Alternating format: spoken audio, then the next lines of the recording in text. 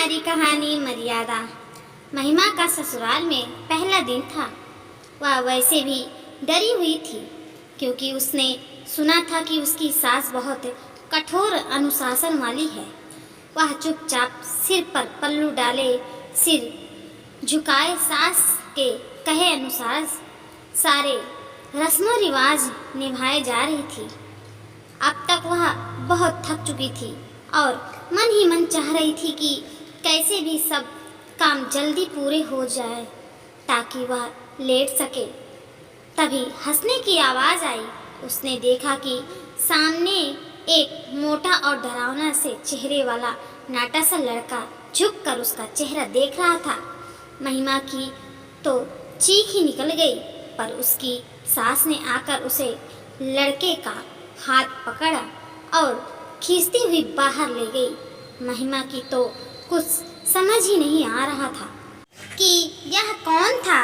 वह डर कर सिकुड़ी बैठ काँप रही थी जब उसकी ननद ने आकर समझाया, डरने की बात नहीं है, वे हमारे बड़े भाई हैं जो करीब 2 साल से अल्जाइमर से पीड़ित है।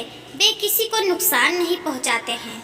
यह सुन महिमा को कुछ राहत तो मिली, पर फिर भी वह आशंकित तो थी ही। धीरे धीरे कुछ दिनों में महिमा को अब बड़े भाई से डर की जगह सहानुभूति होने लगी थी। उसे जब भी बड़े भाई घर में के किसी कोने या कमरे में अकेले बंद बैठे मिलते, उसका मन आहत हो उठता था। उसने 1-2 बार दबी जबान से सास से कहा भी था कि भैया को डॉक्टर को दिखाना चाहिए, पर उन्होंने महिमा को सिखती से कहा दिया,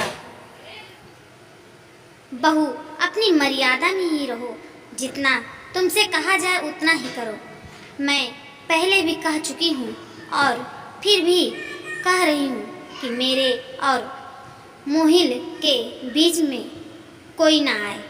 यह सुन बेचारी महिमा चुप रह गई थी, पर उसके मन में बार बार सवाल उठा, क्यों आखिर मम्मी जी भैया का इलाज डॉक्टर से ना करा मंदिर के पुजारी से ही करा रही हैं। कई बार उसने अपने पति मयंक से भी इसकी चर्चा करना चाहिए, पर वे उसे हमेशा चुप कर देते।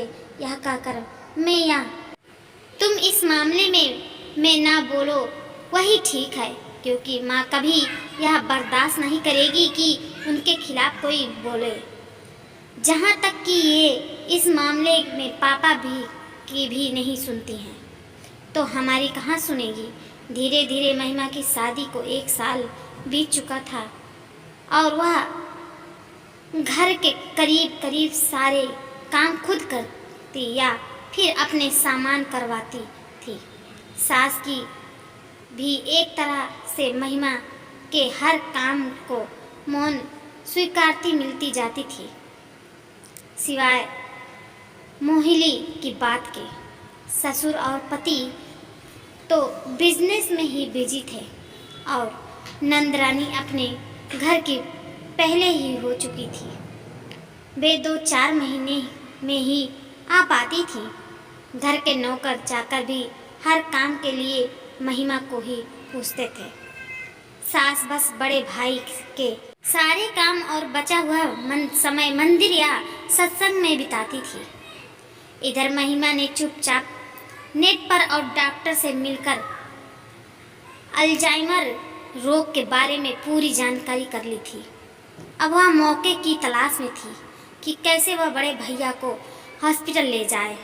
वह चाहती थी कि कम से कम एक तो डॉक्टर भैया को देख ही ले, जिसे उनकी दवा चालू हो सके और शायद वो सामान्य जीवन जी सके। वह मौके की तलाश में थी। एक दिन सास को शहर से बाहर जाना पड़ गया। उनकी किसी सहेली के पति की मौत हो गई थी।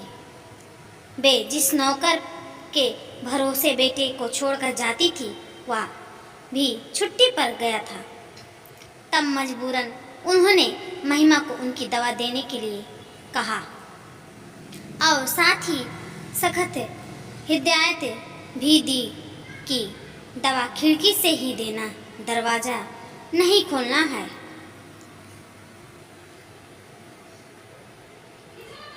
जब तक ससुर और पति ना आ जाएं, एक नौकर को भी बड़े भाई के कमरे के दरवाजे के पास पूरे दिन के लिए बैठा गई थी। इतना सब करने के बाद भी वे बार बार महिमा से कहा कर गई कि कोई लापरवाही नहीं हो।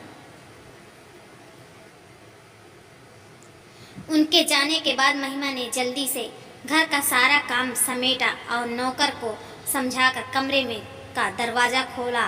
तभी बड़े भाई महिमा के ऊपर झपटे। महिमा फौरन एक ओर हट गई और नौकर ने उनको पकड़ लिया। महिमा ने उनको चुप कराकर शांत किया और उनको बाजार घुमाने का लालच दिया तो एकदम आज्ञाकारी बच्चे की तरह महिमा की हर बात मानने लगे। नौकर और महिमा ने मिलकर उनको बाहर गाड़ी में बिठाया और डॉक्टर के पास ले गए। महिमा को बड़ा आश्चर्य हुआ। उसने देखा बड़े भाई डॉक्टर की हर बात का जवाब सलीके से दे रहे थे। वैसे जवाब देने से पहले कुछ सोचते, फिर रुक रुक कर ही बोलते। तभी अचानक वे बड़ी जोर से रोने लगे और चिल्लाने लगे, देखो मैं की गाड़ी का एक्सीडेंट हो गया, जल्दी चलो, उसे हॉस्पिटल ले चलो। डॉक्टर और नर्स ने उनको संभाला और नींद का इंजेक्शन दिया।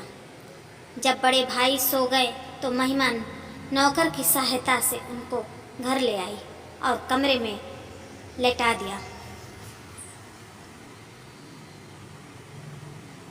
डॉक्टर को महिमा ने बड़े भाई तथा सास के बारे में पहले ही सब बता दिया था, सो डॉक्टर ने उनके लिए दवा भी महीने भर की दे दी थी। महिमा ने नौकर और ड्राइवर को भी पैसे देकर मुंह बंद कर दिया था। अब जब सास बाहर मंदिर वगैरह जाती, जब महिमा नौकर की मदद से बड़े भाई को बाहर निकाल कुछ देर नल में घुमाती और दवा भी देती थी। 8-10 दिन में ही बड़े भाई ने बहुत फर्क देखने लगा था। सास बहुत खुश थी। वे तो यही सोच रही थी कि मंदिर के पुजारी की दवा और भभूत का असर है। महीने भर बाद दो बड़े भाई अपने बहुत से काम स्वयं करने लगे और उनका चिल्लाना, बेबात रोना भी बंद हो गया था। अब डॉक्टर से फिर दोबारा उनका चेकअप अब कराना था, तभी डॉक्टर दवा दे सकते हैं। महिमा अब जुगाड़ में थी कि भैया को कैसे हॉस्पिटल ले जाए। उसने पति मयंक को विश्वास में लेकर पूरी बात बताई और डॉक्टर को रिपोर्ट्स वगैरह भी दिखाकर बोली, अब आप ही कुछ कर सकते हैं। मम्मी को 4-5 घंटे के लिए कहीं ले जाए, तभी मैं भैया को हॉस्पिटल ले जा सकूंगी। मयंक भी राजी हो गया और उसने पापा को भी सारी बात बता दूसरे दिन खुद ऑफिस न जाने के बारे में बता दिया। सुबह योजना अनुसार मयंक ने माँ को दूर गांव के पुराने मंदिर पर चलने के लिए राजी कर लिया और दोनों चले गए। इधर महिमा ने नौकर और ड्राइवर को सारी बात समझाई और तैयार करवाया और हॉस्पिटल चल दी। डॉक्टर ने मोहिनी का पूरा चेकअप किया और फिर से पूरे महीने की दवा दे दी। डॉक्टर ने इलाज का कोर्स पूरा करने का जोर दिया और कहा कि करीब 2 साल लगेंगे पूरी तरह से ठीक होने में। दवा बंद नहीं होनी चाहिए बीच में। महिमा जब भैया को ले वापस लौट रही थी, ट्रैफिक जाम से बहुत समय लग गया। उसे बहुत घबराहट हो रही थी कि कहीं मम्मी लौट आई न हो। मोबाइल भी जल्दी में घर पर ही छोड़ आई थी। खैर जब वह घर लौटी तो मयंक की गाड़ी न देख रहा था कि सांस ली। नौकर की सहायता से वह भैया को गाड़ी से उतारने लगी, क्योंकि भैया को इंजेक्शन के कारण होश नहीं थे कि तभी मयंक की गाड़ी भी अंदर आ गई और मम्मी ने जैसे ही मोहिनी को नौकर और महिमा के हाथों में देखा, वह गाड़ी से उतर दौड़ती आई और महिमा को चाटा मार कर चिल्लाई, तुम्हारी हिम्मत कैसी हुई मेरे बात टालने की? अरे तुमने तो रिश्ते की मर्यादा को भी खाक में मिला दिया।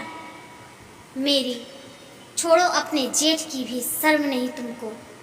महिमा सिर नीचे किए सब सुन ही रही थी कि मयंक ने दौड़कर अपनी मम्मी का हाथ पकड़ा और तब तक मयंक के पापा भी आ गए। बोले, कैसी मर्यादा और शर्म की बात कर रही हो तुम? अरे हमें तो बहू का एहसान मानना चाहिए जो उसने मोहिली बेटे को जीवन दान दिया है। इसी ने तुम्हारी डांट और गुस्से को भी सहन मंजूर किया, पर अपने लगन से डॉक्टर का इलाज करवा कर ही मानी। तुम अभी तक जो मंदिर का पुजारी का दवा और भभूत का चमत्कार समझ रही थी, मोहिल के ठीक होने में वह सब इस हमारी महिमा बेटी का मेहनत और दिमाग का फल है। इसने मयंक को भी आज ही पूरी बात बताकर राजी किया था तुम्हें मंदिर ले जाने के लिए, जिससे वह मोहिल को हॉस्पिटल ले जा सके। अरे हमें तो इसका आभारी होना चाहिए। कहते हुए महिमा के सिर पर उन्होंने हाथ रख दिया। यह सब सुन महिमा की सास ने भी बहू को गले लगा आशीर्वाद दे डाले। महिमा बहुत खुश थी कि अब भैया का इलाज आराम से निर्विघ्न से हो सकेगा।